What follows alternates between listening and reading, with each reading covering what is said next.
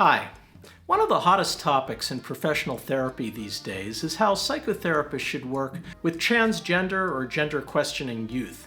And as hard as this question is already, it's made much harder by the political environment that we're working within right now. The polarization in America about, for example, whether trans people should participate in women's sports. Now, this isn't a political YouTube channel, and I'm not going to focus on the politics here especially. My interest is in psychotherapy, and in particular the conflict between the gender-affirming approach that's endorsed by a number of major medical and mental health organizations, and an often vilified alternative that calls itself the gender exploratory approach. By the end of this video, I hope to convince you that choosing sides is not the best way to resolve clinical questions, and that even in our overheated political climate about this very hot topic, basic psychotherapy principles can guide us. I'm Dr. Stephen Reidbord, a longtime psychiatrist and psychiatric educator. If you like what I'm doing here, please like this video and subscribe to More Than Meds. Given the stigma around transgender issues and the prejudices against transgender people, it's not surprising that psychotherapists want to reassure potential patients that they're not going to be judgmental or pathologize them. This is especially true given our field's history of conversion therapy, a now discredited idea that psychiatrists or other types of therapists might be able to make gay people straight. In the mid-20th century, there were many attempts to do this through drug treatments, occasionally even surgery, psychoanalysis, behavior modification, and so forth. After putting many patients through painful, unhelpful ordeals, usually voluntarily, by the way, many gay men in the middle of the 20th century were ashamed of being gay and actually sought out treatment to try to be straight.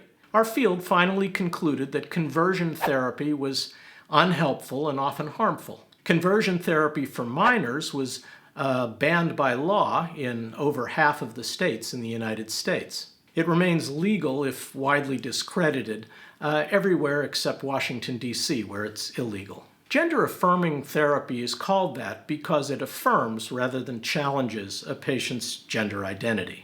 It stands in contrast to conversion therapy, as there's no attempt to persuade or convince the patient to give up their transgender or gender-fluid identity.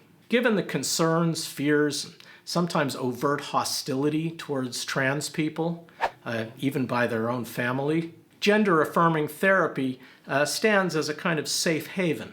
It aims to be kind and supportive, and it takes its cues from the patient. As mentioned, this approach is widely endorsed by major medical and mental health organizations, including the American Medical Association, the American Psychiatric Association, American Psychological Association, American Academy of Pediatrics, and so forth. So why would anyone object to this? Why is this debatable in the least? Well, one obvious reason is that there are some people who think that a trans identity is pathological, that the problem is in the person's mind, not in their body, and that rather than being affirmed, a trans identity should be questioned or challenged or somehow made to go away through treatment of some sort. In other words, they support or favor conversion therapy for transgender people. The thing is, there is no such effective therapy. We have no psychiatric treatment, no therapy that can turn a transgender person into a cisgender person. The best argument, in my opinion, against conversion therapy, whether for gay people or trans people, that we simply don't have a conversion therapy that's effective and that isn't cruel or harmful, even if the patient wants it. Unfortunately, the battle line between mental health professionals often mirrors the political rift in our larger society. Which is to say, the argument ends here, that anybody who opposes or questions gender-affirming treatment is anti-trans and favors conversion treatment or conversion therapy.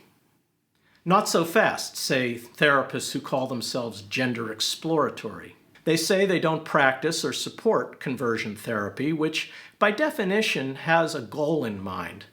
The conversion therapy aims to convert gay people into straight or trans people into cisgender people. Instead, they believe that patients, especially youth, with gender dysphoria, that is, discomfort with the gender they currently embody, really deserve an in-depth psychological evaluation and a course of psychotherapy before they proceed with transitioning.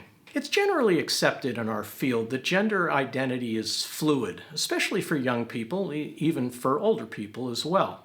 Based on this, the gender exploratory argument goes, medical and even social transitioning should be pursued slowly and carefully, not full speed ahead.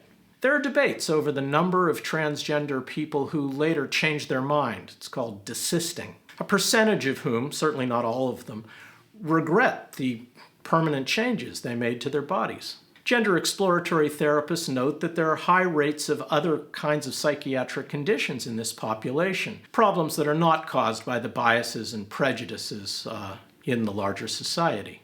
They note that the rates of transgender youth have increased dramatically in recent years, more they feel than can be accounted for simply by increased acceptance, and that the demographics have changed in curious ways. So, for example, in decades past, it was natal males, that is, assigned male at birth, who were more often transgender and often recognized this at an earlier age, whereas now, most often transgender identity occurs in natal females and at somewhat older ages in childhood or adolescence. And finally, gender exploratory therapists suspect that gender affirming therapists, at least some of them, act too much as cheerleaders or advocates, neglecting psychotherapeutic exploration when it would be helpful for their patients. Naturally, the gender-affirming camp takes offense at all of this. They say, of course they engage in exploratory psychotherapy with their patients, and that's just a straw man argument. They countercharge that gender exploratory therapists are really conversion therapists in disguise. The gender exploratory therapists have an agenda to make trans people cisgender, and they just don't admit it. Now, given this introduction, which I sincerely hope is fair to everyone I've mentioned, this is a minefield politically, we can step back and look at the situation less politically and more clinically. And I should say, by way of personal disclosure, that I'm not trans myself, nor do I have any close family members or close friends or loved ones who are trans. And my practice isn't focused on this. Over my career, I've had a small number of trans patients, and I've known just a couple of trans people as friends of the family or coworkers. So why do I have any interest in this at all? Because, as I've said in many of my other videos, I'm concerned that quote-unquote therapy these days has become a place to get superficial tips and tools and strategies, a place for emotional support and validation, a place to feel good in the moment without doing any introspection, any looking at oneself, any acknowledgement that the problems may be within and not simply caused by the oppressive or stressful environment. I even published an article on this last summer. It's called Therapy That Isn't Psychotherapy. I'll put a link in the description. So I was initially skeptical of gender-affirming therapy because I'm skeptical of anything affirming therapy. Therapy isn't about affirming, making you feel good about yourself through superficial reassurance. It's about exploring the roots of your beliefs and feelings and self-identity. But I wanted to hear the arguments on both sides, so I recently listened to an hour-long podcast by two prominent advocates of gender-affirming therapy, and then separately, an hour-and-a-half live presentation by another well-known gender-affirming therapist, and separately, a live hour-and-a-half presentation by a prominent gender exploratory therapist. All three helped to clarify things for me. I came to realize that the affirming in gender-affirming therapy is simply a promise not to question or stigmatize a patient's gender identity that they came in with. It doesn't mean to be a cheerleader or an advocate for transitioning. And this set my mind at ease because being a cheerleader or advocate is not a role. not a proper role for being a psychotherapist, whereas avoiding stigmatizing the patient is. Frankly, all therapy should be non-stigmatizing, and in that sense, all of us should be gender affirming, and race affirming, and class affirming, and politics affirming. So you therapists out there, how do you feel about working with patients or clients who don't share your politics? If you're okay with that, then, and you accept them for who they are, then you're being politics affirming. Basically, we should be everything affirming. If affirming just means doing non-judgmental psychotherapy, accepting people as they are, as recommended and practiced for generations, then there's nothing special about being a gender-affirming therapist. It's the same standard we expect of all therapists. The only fault here, if there is one, is the implication that other therapists aren't affirming.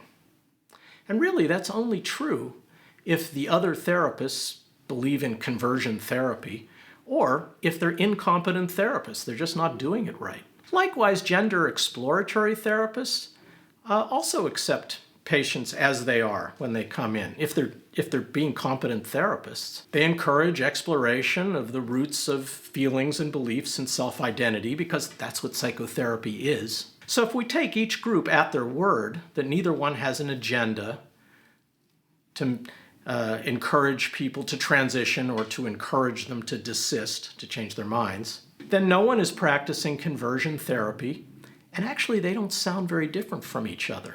The way I see it, gender-affirming therapy and gender-exploratory therapy are pretty much the same thing.